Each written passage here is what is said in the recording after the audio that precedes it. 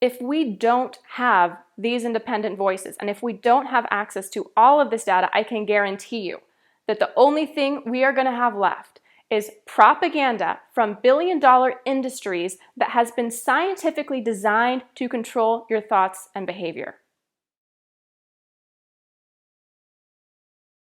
Hey everyone. For the last 8 years, I've been a health writer and researcher at my website, Empowered Sustenance, and I have shared the actual medical data and scientific studies that often conflict with the mainstream narrative about health. So this was the case when I debunked the low-fat craze and debunked the supposed efficacy of statin drugs and told people to eat unprocessed butter instead of refined vegetable oils way before that was popular.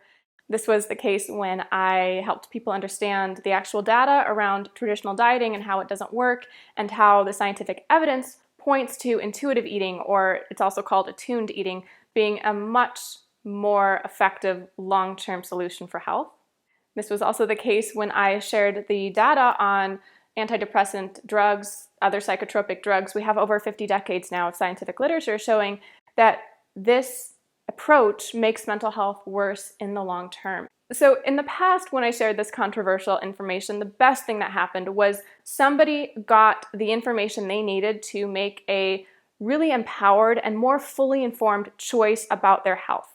And the worst that happened was somebody got information that conflicted with what their doctor was telling them or what the mainstream media was telling them, and they realized that they had to take the responsibility to research deeper or to actually question the integrity of those sources of authority that they had left unquestioned. And of course, I got my fair share of hate comments and emails, but the worst that happened there was I got thick skin. I could still keep doing the work and sharing this data with you all.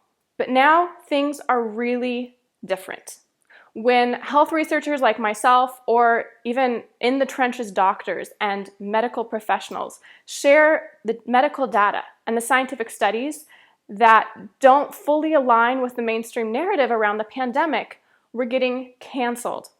Now, I want to talk about the manifestations of this cancellation because it takes a lot of insidious and invisible forms, and we've got to understand what we're dealing with here. So the first form of cancellation is getting your videos, your social media posts taken down or deleted or fact-checked.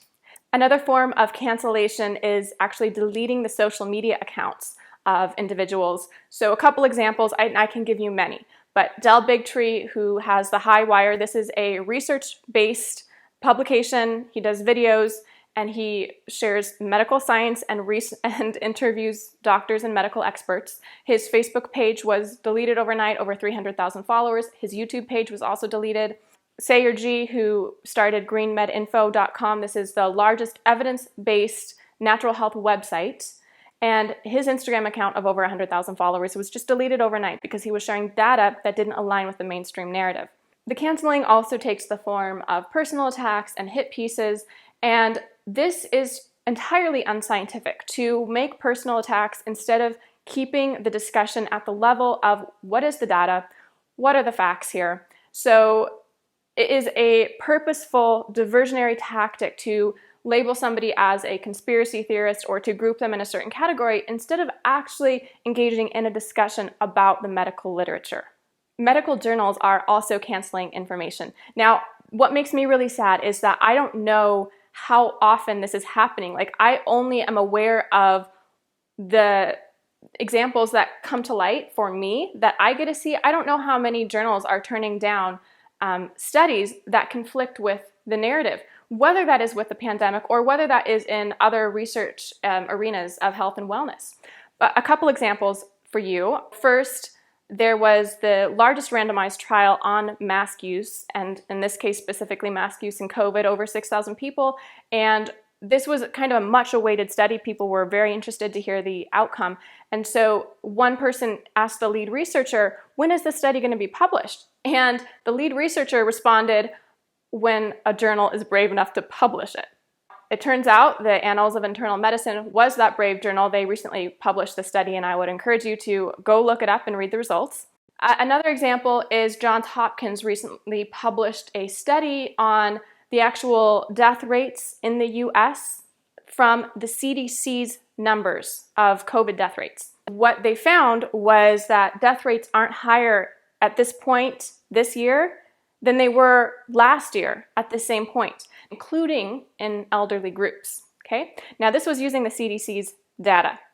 And what happened was a couple days later, Johns Hopkins retracted the study. They deleted it. And here's what they said. It was being used to support false and dangerous inaccuracies about the impact of the pandemic.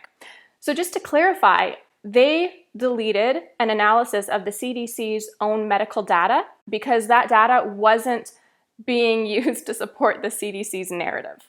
Amazon is also canceling books. Again, I don't know how frequently this is happening, and that is what is really discouraging for me. There's only a couple examples that are really coming to the surface and coming to light for people. One of those examples is renowned New York Times reporter Alec Berenson published a book sharing the data on lockdowns. And this book wasn't going to be published until Elon Musk put up a stink over Twitter. Another example is a book on virus theory by a medical doctor. Okay, Amazon has banned this book and refuses to sell it. So just to sum up, I've covered a lot of the different types of canceling that's happening, the canceling of individual social media posts, the canceling of social media accounts, the canceling of content by scientific journals, either refusing to publish information or deleting information once it's published, Amazon banning books, and people making personal attacks or doing hit pieces against people who aren't following the narrative instead of keeping the discussion purely scientific, which is what are the facts and what's the data. Now, there's another type of canceling that is even more common right now, and that is people self-censoring. People who are afraid to share their medical opinion or expertise, people who are afraid to use their social media platforms to share data because they're afraid of the repercussions. And it is a valid fear. However, here's the deal. We can't solve a problem with the same consciousness we used when we created that problem. And this is what Albert Einstein said. Martin Luther King Jr. said something very similar when he said, darkness cannot drive out darkness, only light can do that. Hate cannot drive out hate, only love can do that. Fear and silence cannot drive out cancel culture, because that's what created cancel culture in the first place. So it's really worrying to me when I see that people have actually internalized cancel culture and they are self-censoring. Some people think that it is a really good thing that information is not being published by scientific journals, that it's being removed from social media, and that certain voices aren't allowed a platform. Because they say people are really gullible, and so we need to protect people from this information that could harm them, but also harm the general public. That's a valid concern, so let's talk about it. People are really gullible. And that's why in the 1930s, people were smoking cigarettes because their doctors recommended it and advertisements told them that smoking would keep them slim. This is why people were giving 7-Up to their babies, or why they were taking amphetamine diet pills, commonly known as speed. This is why people were eating sugar to control their weight, or why they were cooking with carcinogenic Teflon. And people are still this gullible. At this very moment, people are drinking Coca-Cola because advertisements have subliminally told them that's how they can be happy and popular. This is why people are washing their hair with shampoo that contains hormone-disrupting chemicals, right? This is why people are wiring their entire house with electromagnetic frequencies that have been scientifically shown to disrupt healthy cellular function.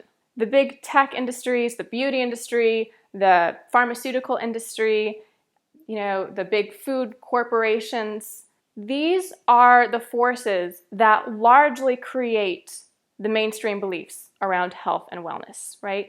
And they do so not with scientific data, but with propaganda. And in fact, that propaganda and advertising has been specially designed to control your thoughts and behaviors. These companies actually run scientific studies to see what messaging, what imagery will most influence your thoughts and your buying behavior. It's really subversive.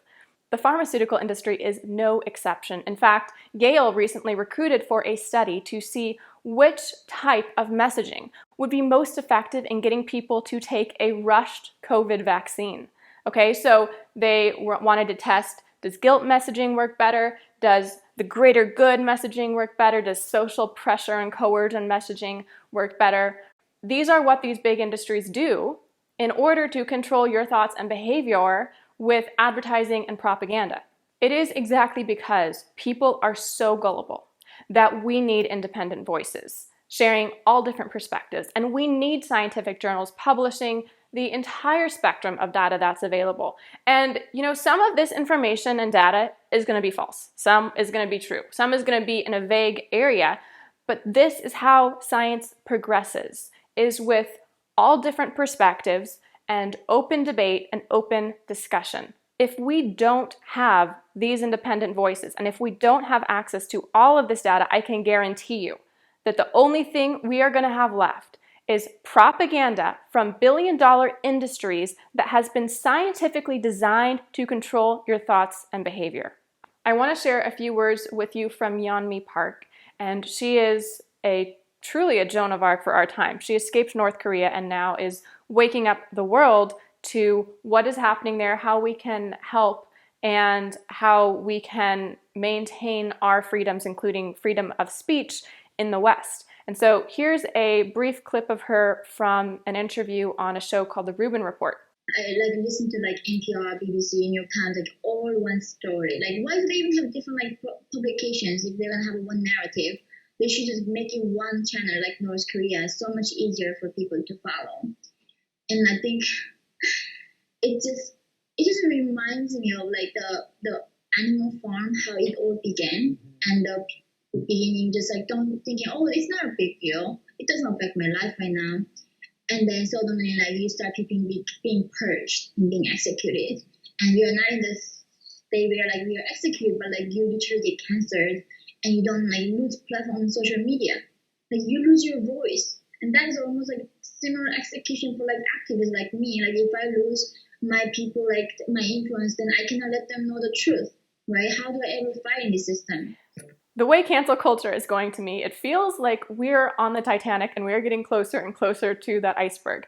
But it's not too late. We can still turn the ship around. And I just want to remind you that fear and silence cannot drive out cancel culture. Only truth and courage can do that. So thank you so much for watching. Please keep speaking, keep questioning, keep an open mind, keep exploring different perspectives. Please subscribe and hit the notifications to get my future videos, and I will see you in the next one. Bye-bye.